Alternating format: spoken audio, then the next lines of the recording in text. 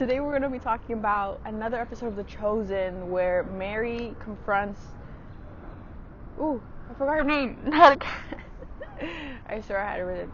But with not Rayma, but the other lady. I'm trying to remember her name.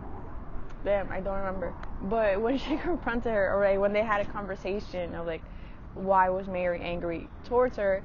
And yeah, so I'm really excited because I think that goes into a lot of different, or into like my own personal life and like just life in general. So I'm really excited to talk about that.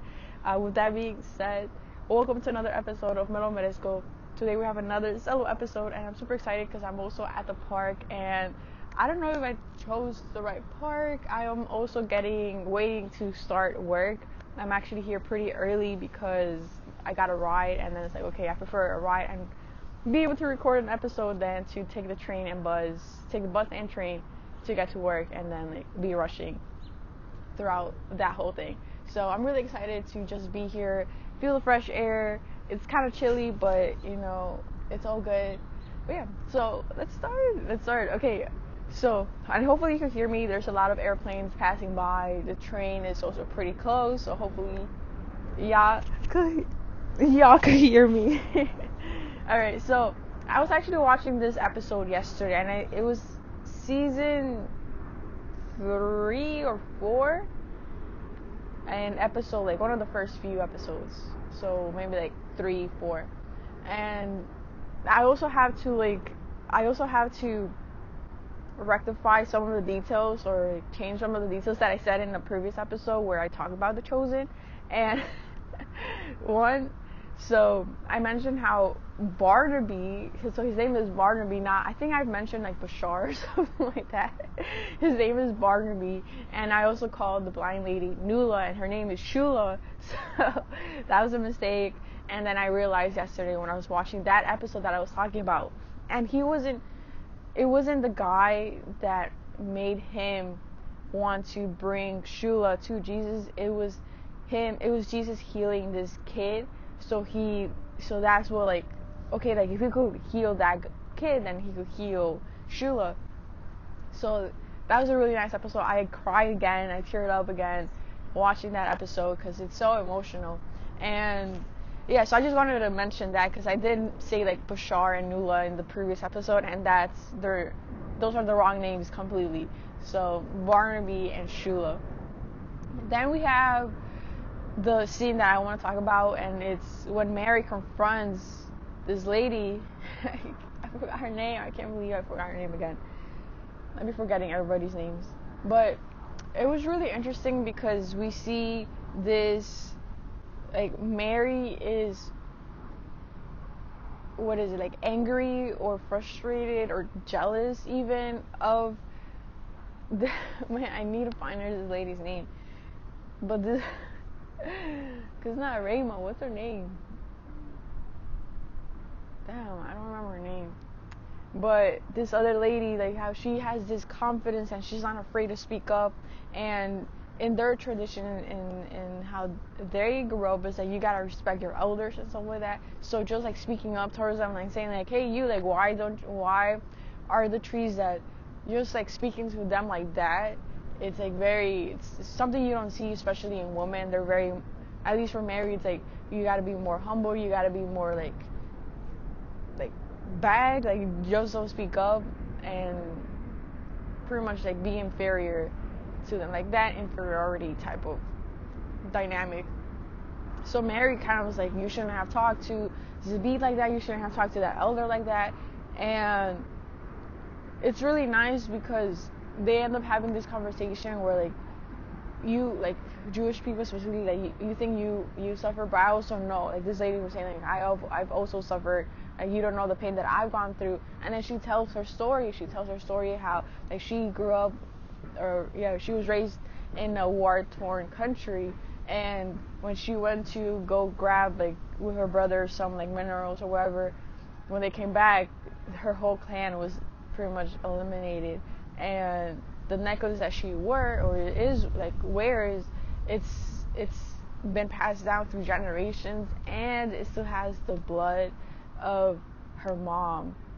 So like over there, like in that scene, like at least Mary is like more compassionate towards, she's more understanding, she's more empathetic, and I think like that's where I related it more like to life now, where like, we tend to judge so many people, and we tend to misunderstand them, and like be unempathetic and like not compassionate at all towards like why are they like that.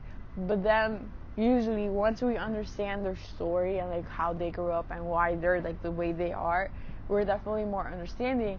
And then that kind of also led me to there's also like this fine line of understanding and being compassionate and understanding, where to being understanding and compassionate and still not, especially when like it's something, when they're doing something that bothers you, and because okay, it's like I understand the story, whatever, and then you let them keep doing the things that bothers you.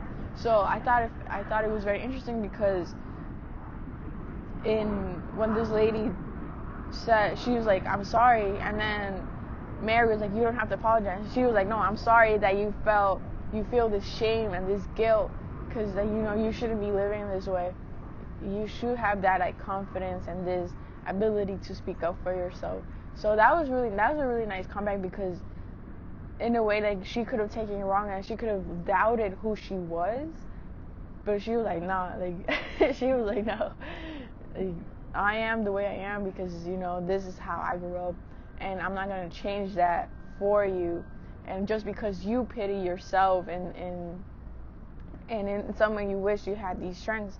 And then like, but then she also meant like this lady also mentioned like she wished she had like certain stuff about Mary too, where, you know, she's always saying the right thing, she has a lot of gratitude, and so she wished she had like those traits too, like, and I think that's what it is. Like sometimes we judge people, or we say, oh, like this person has like so much confidence and blah blah blah, but then whether or not you have the conversation, usually it's like, oh, they also admire something from you, and it's usually stuff that you don't even notice yourself, and you didn't know you had these traits, and then you're like, damn, oh, okay, I actually have some strengths, I actually have something to offer, or there's some qualities in me where, you know, it's a good thing.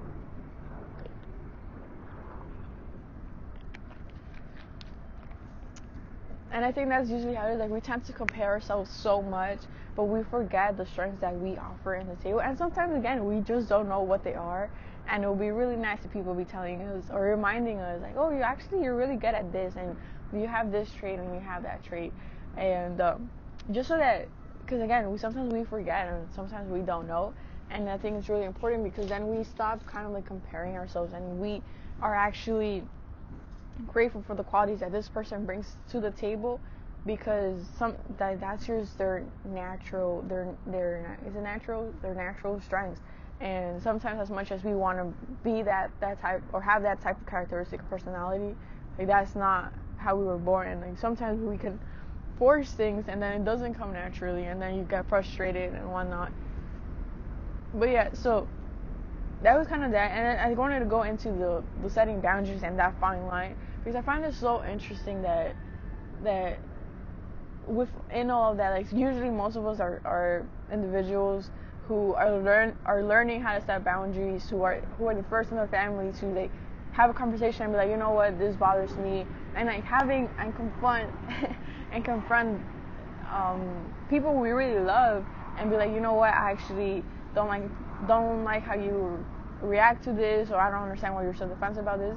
And then having that understanding and that compassion and stuff, and then even after having that conversation, it's not like it's going to be healed completely. Like there's going to be more conscience, but sometimes we got to still keep reminding, either them reminding us or us reminding them of the things that bother them, so that we could be more aware and it's more ingrained into our heads. And it's really hard to have that confrontation, especially, at least in my experience and in my family, we don't like confrontations. So it's really hard to be like, okay, you know, this bothered me and blah blah blah, and we tend to just let it go. And again, there's like families where like they're really good at that like, that's one of their strengths, but then they might have other weaknesses. In my family, one of those weaknesses are confrontation, and like kind of like speaking up. But I think we've definitely gotten a bit better with that. But it's really interesting to kind of like go through that journey and be like, okay, you know, we need to talk about this, and the reason, and then explaining like, oh, this is why I felt like this, and this is why I've been behaving this way. But then also understanding that that doesn't mean that they have to deal with that. Like let's say you're being defensive, and then they're like, okay, you go relax, and then once you se te bajen un poquito, que se te baje un poquito, then like you could come back and we could have this conversation. You can't be mad for them setting that boundary, because you do need that espacio, and then you do need to like bring your let's say if you're angry, like bring your angry level like way down, so you could actually have a conversation and communicate properly the things that you want to express, and it will be more authentic. Again, it's so hard, but yeah, I feel like things are so simple, and like sometimes it's just more of a reminder that, okay, if you think people are treating you not properly, if people are mistreating you, then it's up to you to make those changes. Like even yesterday I was listening to a podcast, and she was saying, I don't know if y'all know Nilda Chiviri, some is a really long last name, but she's really good in the podcast episodes that I really love her, and I wish I could interview her. And she made this comment of like, if pretty much like, if you're the one with the emotion, the one that has this negative emotion, whether you're angry, you're sad, whatever, you're the one who has to deal with that emotion. You can't make the other person who's making you feel this way change, because you're not responsible for their things. You either have to distance yourself, let them go, communicate, and if it so bothers you, that's like, how are you gonna solve the problem, not how are you gonna change the person to do the thing that you want them to do, so that your emotion is good. So I thought that was very interesting, and it goes again with these things of like setting boundaries. Like you say your part, and then if they're still not doing what you want them to do, you have to either distance yourself, let go, or fully state it, like, I've told you this many times, blah blah blah, and then this is like the consequence, if you could say it like that.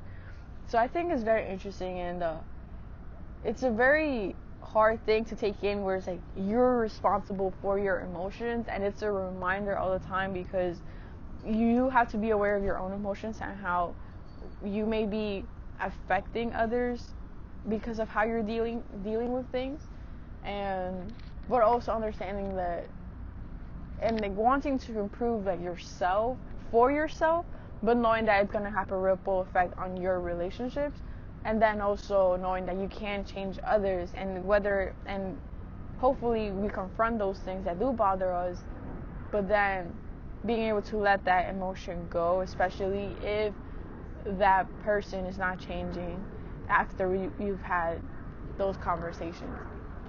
And it's always going to be a back and forth. Again, like I mentioned before, it's not going to be like, oh, one conversation is going to heal it all, but it's definitely an interesting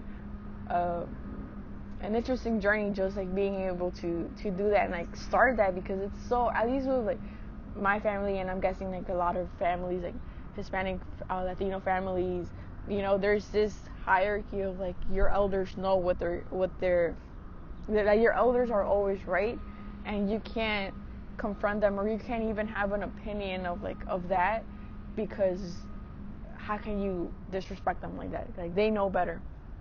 But in reality, is like, in certain things, yeah, they do know better, but in other things, especially in this like personal development and communication, like sometimes they don't know better, and it's an interesting thing of like having to deal with that as well. But like always, I don't know where this is going.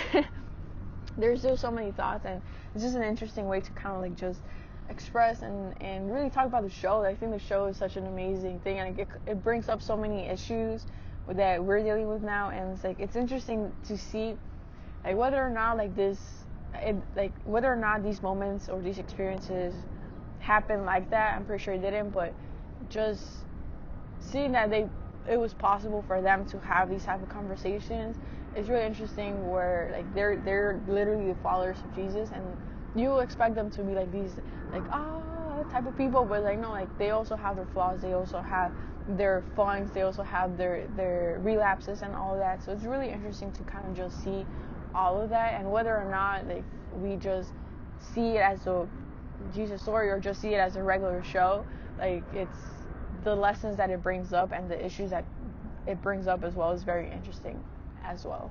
So with that being said, I think that's it. I'm pretty sure I went through a lot of like rants and just repeating myself, but bear with me. These are like this is like me trying to express myself and trying to understand what I think personally, and then also trying to be consistent with the podcast. And unfortunately, y'all have to y'all have to listen to me where I'm really bad at presenting and expressing and presenting myself to what I think and saying things more articulated or more concise. So, but yeah, thank you so much for listening. Thank you so much for watching. Let me know if you watched The Chosen. Please, let's talk about it. And yeah, with that being said, thank you so much for watching. Thank you so much for listening. Don't forget to subscribe, comment, all of that, because that really supports the podcast. And have an amazing, beautiful day, and I'll see you in the next one. Bye.